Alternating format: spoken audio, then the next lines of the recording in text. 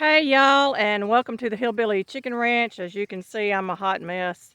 It is a hot day out here, and they're talking about heat indexes being over the 100 mark this week, so it's going to be even hotter. I'm out here at the end of our driveway and the access road to the field next to our property, and I want to show you what my husband's been working on.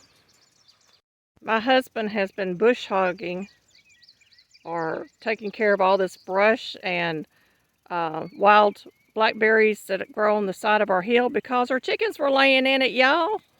And he has been cutting limbs off of the Bradford pears that line our driveway and the front of our property. We're hoping to get these trees cut down because they are a very soft wood. I'm just going to walk along so you can see. He has done a ton of work around here today, y'all. And I was napping. I didn't even know he was out here doing all this.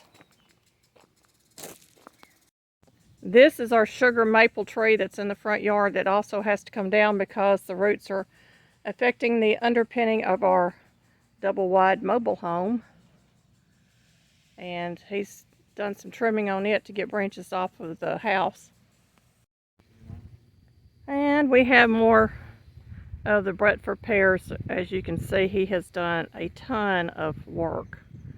There's 5 Bradford pear trees on our property, and we're hoping every single one of them come down. We will be planting, we're hoping to plant cedar or spruce along the front of our property as a windbreak.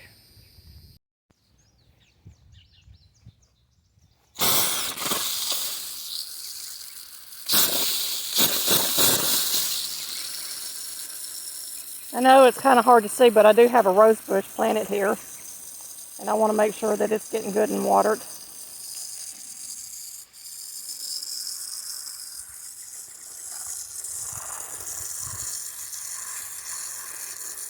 We've got carrots growing.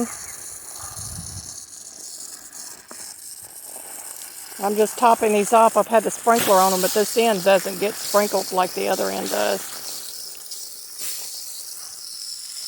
And I thought I only had 4 buckets of carrots. I actually have 6. And I'm going to have to get out here and thin them out. And hopefully they will still grow good.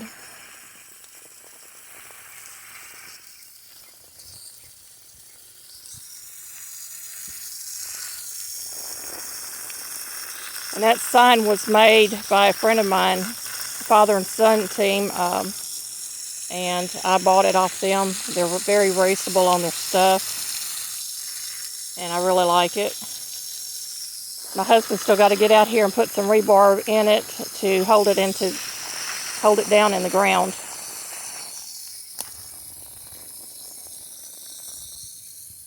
Sorry about the angles, y'all. I'm walking. There's some more carrots. We got to get out here and weed over here. And I'm going to try to get some beans in the ground. We need more beans. And I'm hoping I can get some more beans in the ground.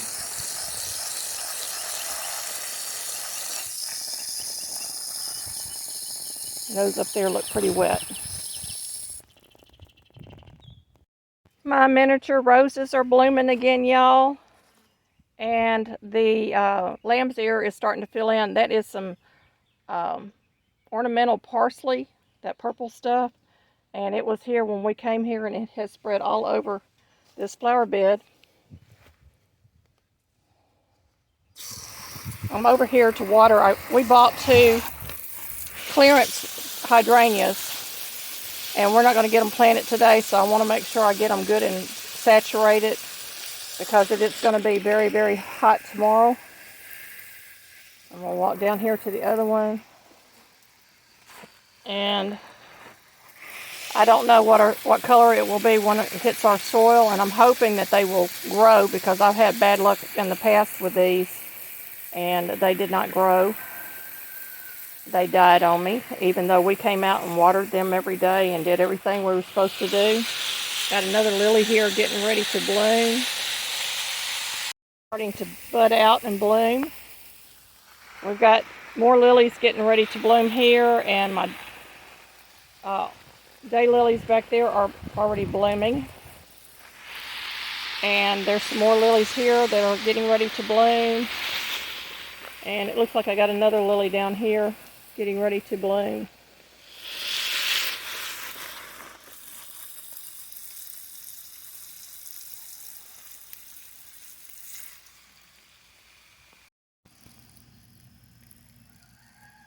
My roses are looking pitiful, but I don't know if they're going to come back or not. I did put some rose food down for them. And these are not winter squash, spaghetti squash, y'all. My strawberries that I planted twice out here did not come up. I got some dead roots, I guess. They just didn't do well. So I'm going to give this a good saturation. And when we fill these tubs up, we put a layer of gravel in the bottom. It's got the drain hole at one end so that any excess water can drain out, but it does keep the roots of the plants a little more moist. And my asparagus bed, it's got a few weeds growing in it, but you know, I get out here and I do what I can. With this heat coming on, I'm not going to be able to come out in the garden unless it's in the evening as much, because I have a heat and cold intolerance. This one has actually got some green on it. But the other three or other four don't look as too good, but they may still come back. There's one.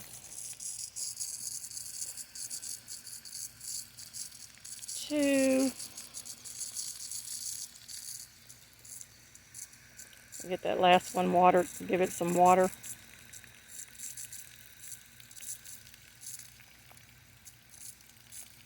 We want to make sure our rose bushes will survive. I've had mixed luck with them on this property. The majority of our property is sandy soil, and where I have these planted at is kind of a mix of sand and clay. So I'm hoping that they will do well. Our ducks are outside playing, y'all, but he has come up with a solution to keep the chickens out of our raised beds. And he's got a few more to do in the back here, and then he's got to do the ones up front. And I have replanted my lima beans back here because they had already ate up all my plants. And the ducks are really enjoying that pool there. We've got some on the smaller tubs that we bought, and our tomatoes in them are looking really, really good. And our tomatoes in the white buckets with that little doohickey thing that I have mentioned in a previous video are looking I don't know if they're getting too much water, not enough water, or what, but my leaves on my tomatoes, and just about all of them, are turning yellow. Our potato slips are doing really, really good. And we've got some more topsoil and potting soil mix that we're going to add to these. And hopefully we'll get a nice crop of sweet potatoes out of that. But these are my Amish paste, y'all. And the leaves are turning yellow on those plants. Really don't know what's going on with them. We added some more fertilizer to our landscape fabric buckets, and hopefully that will perk them back up. And I've moved our sprinkler, and now the back half of this bed is getting taken care of with the water. And the ducks actually like the little sprinkle on them. So we're just hoping for the best, y'all. Maybe we'll get something out of this garden after all.